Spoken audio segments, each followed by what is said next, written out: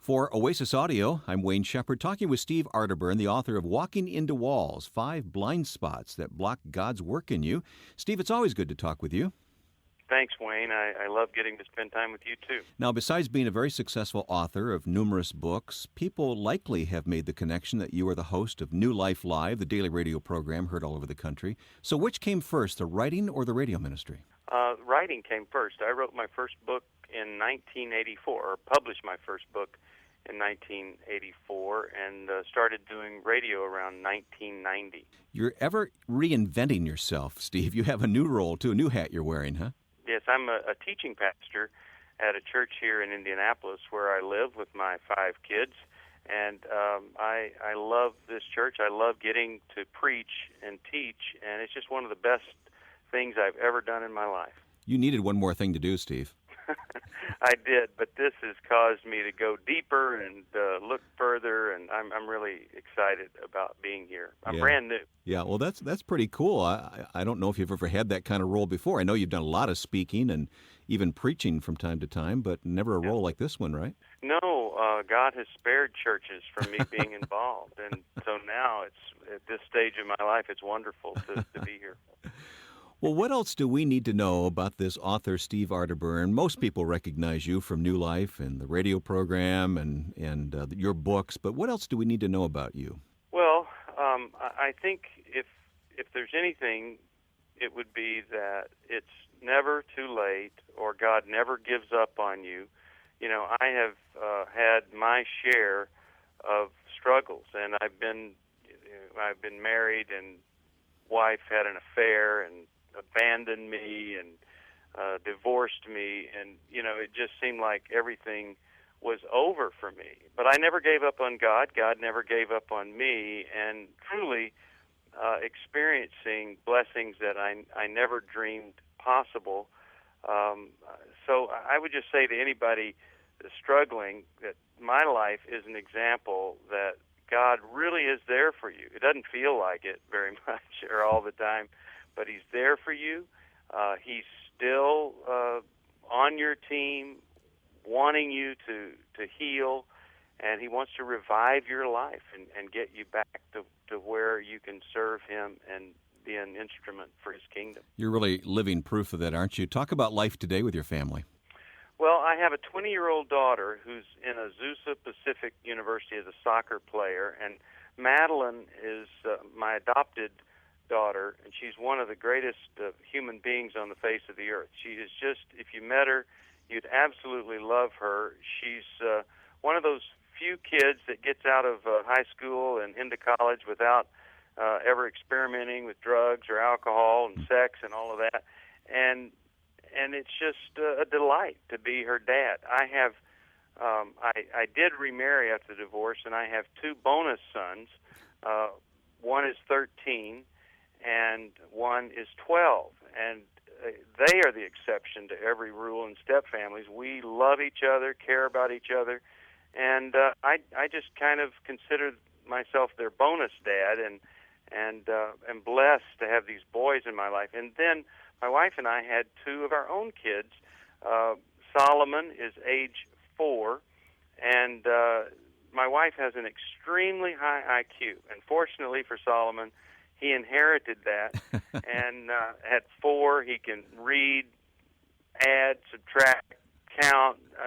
It's just so much fun. Look out, world. Yeah, it's so much fun to be his father, and he's very crafty too. If he doesn't want to eat something, he knows to say, "Dad, my stomach is just about to start hurting," and it's just the kind of kid he is. And then we have a 2-year-old little girl named Amelia, who, quite frankly, she's got me wrapped around her finger, around her heart, just anything. She is one doll, but she's the sweetest kid. But she has this inner truck driver in her that just, look out, here I come world. So it's just a great time of my life to be married, have these kids, and to be part of this church, and still to be part of New Life and doing all the things that I normally do there. What a sweet story after such a dark season of life for you. I know how bad those days were, and now God has redeemed that. And boy, that's great to hear, Steve. Thank you. This book, Walking into Walls, 5 Blind Spots That Block God's Work in You. What's the history of this book? Well, after I was divorced and began to think I was recovering from it, I wrote a book called Healing is a Choice, which was kind of a journey through my own healing process and the 10 decisions that people make. It's a very successful book. It still sells a lot of books. But after that, I wrote the best book that I've ever written, the most helpful book, which came out of that, and it was called Reframe Your Life. When people read it, both of the people that read it, it just was the best information that I had ever put together in a book. And when I would speak, I would throw this out there, and people would latch onto it. Well, the best book I ever wrote was also the worst-selling book for whatever reason. The cover, the name, the time, the publisher, maybe the author. I don't know. How do you account for that? Yeah. Yeah, it didn't sell. And so Worthy Publications saw this book, and they bought the rights to it and wanted to publish it in a different form and retitle it. And the result is this book that nobody's read, which is called Walking into Walls. And what I've done is I've taken the best stuff out of Reframe Your Life. And the best stuff are these 5 things that cause people to stay stuck in their lives, to not move forward, to have a marriage that is deteriorating before their eyes. These 5 things, if you could address these 5 things, I think not only would you change your life, you'd change your marriage, you'd change your future. You know, a lot of times, Wayne, people spend their whole life struggling with whether to do right or whether to do wrong. And so you have a good day when you didn't look at pornography, or you didn't talk to that guy that you might be having an emotional affair with, or you have a bad day. A good day, bad day, and right and wrong. And that can consume your whole life. Mm-hmm. And what I want to see people do is get out of that horrible rut so that you get on with what's really important. God's people, if you look at Moses, David, Abraham, Peter, these are the giants of the Bible, but all of them did some pretty crummy things. You don't get much worse than prostituting your wife twice, as Abraham did. Yeah, pretty ugly. Yeah, and so you say, well, you look at that, you look at David, how does it make sense? And you come away with a concept that there's something more important than even morality. And I'm the big morality guy with Every Man's Battle, talking about sexual integrity. But if you're not on mission, your morality is kind of useless. You can puff yourself up. You're so good and you're doing so well. But if you're on mission, well, you're probably going to do some pretty human things. But because you're on mission, God is with you, is for you, and is helping you to stay on that mission. And that's what all of those guys had in common, is they were on mission. And so to be over here saying I had a good day or a bad day is very, very far away from a person being on mission, and that's what I'm trying to get people to. And these walls or these roadblocks are the things that get you out of that right, wrong, good day, bad day rut. Well, we're going to leave the reader to discover these 5 blind spots, or the listener in the case of this audiobook edition. But why are we blind to these things? What's blinding us? Well, two big things. One is our unwillingness to change. And that's just about as clear as I can make. We many times are comfortable in the rut in which we've dug for ourselves. And rather than get out of the rut, we redecorate the rut, or we bring different people into our rut, but we're still in this rut. And we're just, you'd have to say we're resistant to any kind of change. And then secondly, we aren't looking to learn. We're blind. If we're not connected to other people, we all have blind spots. We all have things that we don't know. We don't know about ourselves. And in community and in connection, that's where things can be revealed to us. But in our isolation, you see, we can just walk through life in our denial. And really, these 5 things are kind of 5 forms of denial that a person can have. And so I'm hoping when you read them, you'll do what other people have done and said, oh, man, that is me, absolutely me, and here's what I can do about it. We sure get stubborn in making any changes in our own lives, don't we? You know, in the corporate world and in politics, we hear about yes men, surrounding ourselves with people who agree with us. Yes, sir, you're doing a great job, sir. Instead of putting people into our path that are going to be honest with us and tell us where we need to change. Well, you know, at the time of this recording, Donald Trump has just announced that he's going to run for president, and then just announced that he doesn't think he's going to run. He's not going to run for president.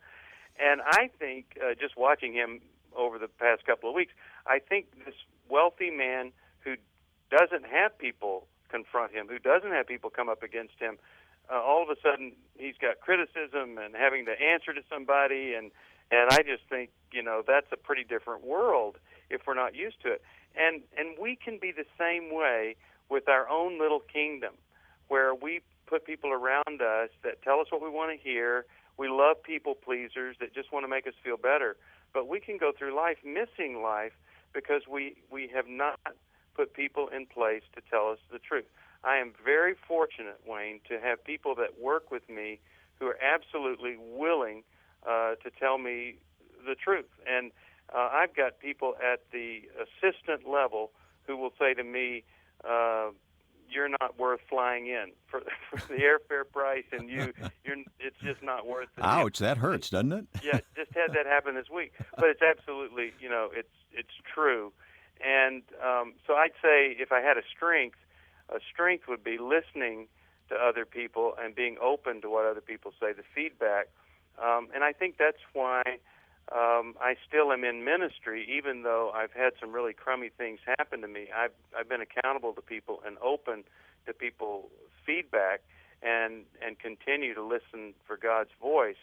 But a lot of people are listening to their ego, they're listening to their agenda, or they're listening to their past. And if that's what you're hearing, you're not going to do too well in getting on mission with God. I'm glad you volunteered that. I was about to ask you about that because you are now a teaching pastor. You've got all these great books that you've written. You're on the radio giving answers to other people. So who speaks up when you need them to speak up? And that's great to hear that you do have people like that in your life. Well, the big speaker-upper is the person, Larry Sonnenberg, who runs the ministry of New Life. And, of course, I have a board that tells me what I should and shouldn't do. And I have a wife who is really, I wish she wasn't quite as bright and smart and insightful. When we got to know each other, I discovered she had been in the recovery world for 10 years and knew more about recovery and 12 steps than I will ever know. And so it's kind of challenging to be married to somebody like that if you're trying to fake it. I think Luis Palau told me one time that very often the voice of God sounds like your wife. I agree. And, you know, some of the people that annoy you the worst are people that have something that God wants you to hear. And I'm not saying my wife is annoying. I was onto a different subject there. But, you know, sometimes we discount people because we don't like them.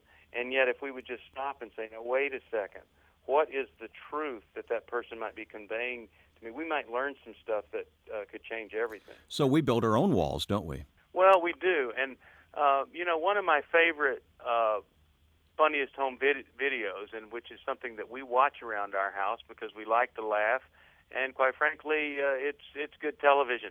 But there are two videos. You can see them on YouTube. One is with a cat, and one is with a dog. And there is a screen door, the back door, that has nothing in it. The screen's been taken out or the glass has been taken out, and all it is a frame. And neither the cat nor the dog will walk through that frame. Even watching their master step through the frame, they won't walk outside until the door frame has been opened up, and they walk out. And so they imagine that there's a wall there. They built that wall in their mind, but it's not really there. And that's what we do. Or we do what my little bird friend, we have a cardinal outside our window that wakes us up, hitting the window as soon as its reflection is seen in that window. And you'd think after doing it 3 times a day for the past 3 years that we've lived there, the bird would learn. But it continues to walk right into that wall. And I think it's because it sees itself and it wants to have some kind of connection with that beautiful creature over there on the other side of that wall. And, there's a lot of life out there beyond just trying to get through that glass window that little bird's beak is never going to open. So we need to find a way to get through these walls, get around them, get over them, to benefit our lives, and that's what I tried to do in Walking into Walls. Okay, if we're about to listen to this book, or in some cases read this book, it's going to take some courage. It's going to take some setting aside of our own agenda and looking at ourselves objectively. How would you pray that we start reading this book? Well, I would pray that God open my eyes and open my ears to something that I've needed to hear or see, but have refused to let it in. And I think if you'll do that, you just might hear or see something that you've needed to. For instance, all of us have resentments. All of us have something that we resent, and sometimes it's kind of petty, but other times it's so bad that when we tell somebody what it is that happened, they say, "Oh, wow. No wonder you're angry. No wonder you feel that way. I would too." And so we feel justified in holding on to that resentment. And we can build a wall of resentment between us and people at work, but especially in the marriage relationship. We can feel justified in our anger when what we need to do in every case is find the path toward forgiveness. Some people use justifiable resentment to stay on that path of bitterness and anger their whole lives. And for instance, if someone abused them when they were young, they still may be allowing that to affect their lives as an adult. So the abuser has continued to have an influence, a negative influence on their life. When they come to forgive that person, they don't justify it or excuse it. They just release themselves from that horrible event in the past, and then they are free. But if you're not willing to look beyond what you're justified to feel, then you will never get beyond that wall of justifiable resentment. Just one more thing, Steve. If when we're confronted with the truth about ourselves in this book and purpose in our heart to do something about it, we have to be held accountable to someone, right? We have to share that with someone? Well, I continue to have people ask me, what do I do about these feelings of lust, or what do I do about this same-sex emotion that I have, or what do I do about wanting to look at pornography today? And I say to them over and over and over again, unless you're willing to open up with a real live human being, it's not going to get better. As it says in the book of James, that we need to confess our sins to one another and pray for each other that we might be healed. Mm-hmm. You can't do it on your own. You have to have an other to confess to. And I think it takes the power out of it when we open up to another person. It also brings a wave of humility to us that allows us to change. So I really believe that you need that person for accountability second, but first, just someone to open your life up to and follow the path of Scripture in James 5:16. Well, I am so glad that this book has new life. Get it? New Life Ministry, yeah, Steve? Yeah, okay. All right, Steve.